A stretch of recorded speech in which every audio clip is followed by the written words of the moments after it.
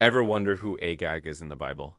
You might have heard the name, but the story behind it is pretty intense and full of important lessons. So let's dive right in. Agag was the king of the Amalekites, a group known for being long-standing enemies of the Israelites.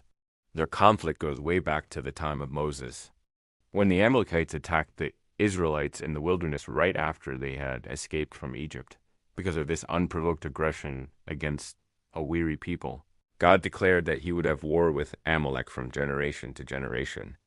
So, when we get to the time of King Saul, God gives him a very specific command through the prophet Samuel: completely destroy the Amalekites, including their king Agag and all their livestock. Saul goes into battle and wins, but he disobeys God's command. He spares King Agag and keeps the best of the sheep and cattle. When Samuel confronts Saul, Saul makes excuses, saying he saved the animals to sacrifice to God. But Samuel delivers that famous line: to obey is better than sacrifice. Because of his disobedience, God rejects Saul as king of Israel. Samuel then carries out the judgment himself and deals with Agag. Fast forward a few hundred years to the book of Esther, and we meet a villain named Haman. The Bible calls him Haman the Agagite.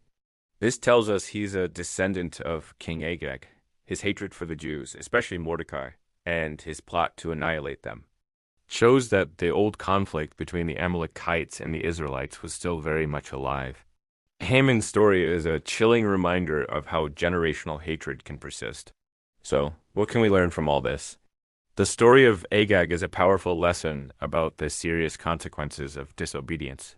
Saul's partial obedience was still disobedience, and it cost him his kingdom.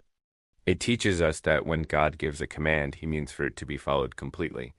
It also highlights the ongoing battle between good and evil, and how unresolved issues can resurface later on.